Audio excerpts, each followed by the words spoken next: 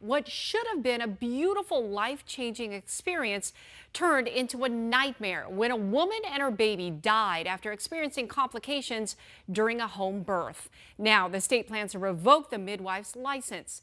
The I-Team's Bianca Bono spoke with the husband of the woman who died, who said the midwife ignored warning signs and waited too long to get help. We call each other our twin flames. It was just like we were supposed to be there. Parker and Jordan Terry's love story is one out of a fairy tale. Parker from Utah and Jordan from Safford, Arizona met at a bar in Scottsdale. Eventually, he would propose and move to Arizona to start their life together. She was genuine. She was authentic.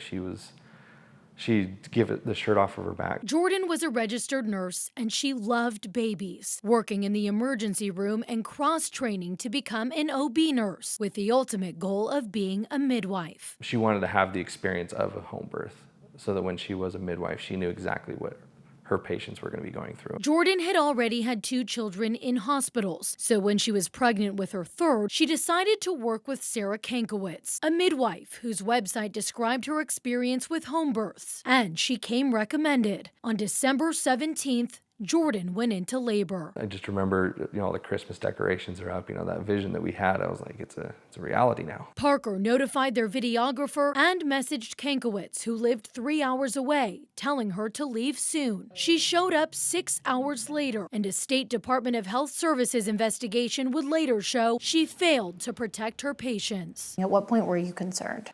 When I first noticed color in Jordan's face be lost. And I let Sarah know that there's no color, and all you hear her say is she's doing okay. Parker, hopeful the medical professional they had hired was right. Jordan's lips then turned blue. And they said it's probably low blood sugar. Give her a spoonful of honey and she'll be fine. But she wasn't. That's kind of her last words that she said was call them.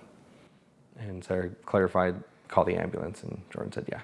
Jordan lost consciousness as Parker drove her and the baby to the hospital. Their baby boy, Mac, wouldn't survive. Jordan suffered a uterine rupture and internal bleeding. She was airlifted to Tucson, but doctors couldn't save her. Where your family's supposed to grow, you lose.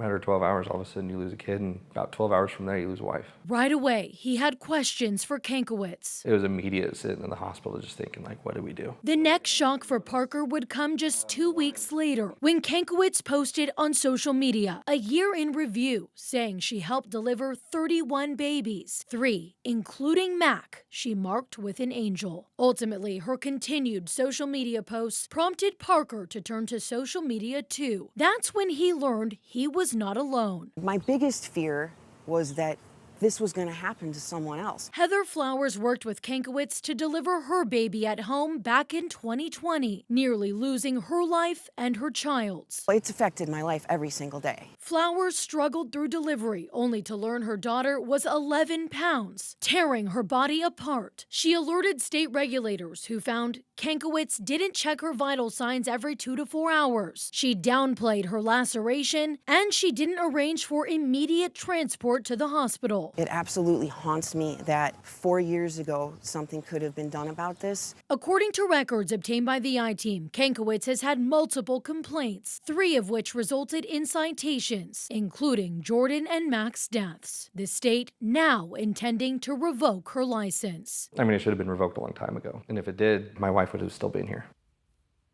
Bianca is joining me now for the backstory. Bianca, this story is just so awful and tragic. But what's interesting is one of the most egregious findings is that you say that Sarah was actually prohibited from doing Jordan's home birth from the beginning, right? She was. There's a really strict set of rules when it comes to midwives doing home births, especially for women who have had a C-section before. It'd be called a VBAC, a vaginal birth after a cesarean section. So we know that Jordan had previously had a C-section, and not only did she have a C-section, she had had a blood transfusion. She had a lot of medical issues following her first birth. So the reality is that there is this strict list that the state requires midwives to follow in order to okay a home birth. So Sarah should have known that she shouldn't have done the home birth to begin with. And in fact, I have the list of citations here. That's one of the citations she received after receiving a complaint for what happened to Jordan and Mac. She was practicing outside of the scope of her practice. Okay, here's what bothers me, and I'm sure it bothers a lot of our viewers. Sarah had multiple complaints. 3 of them, in fact, resulted in the citations. So why did the state revoke her license?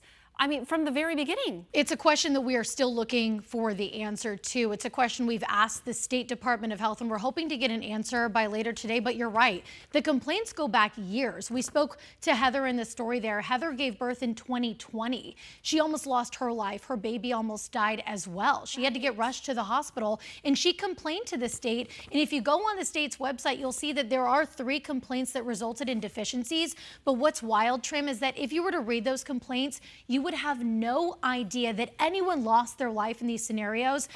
So there's just not a lot of information for families who are looking to hire a midwife. So again, we're hoping to get those answers from the state. And I should note that Sarah today had a settlement conference scheduled with the state. As we reported, they did file a notice to revoke her license.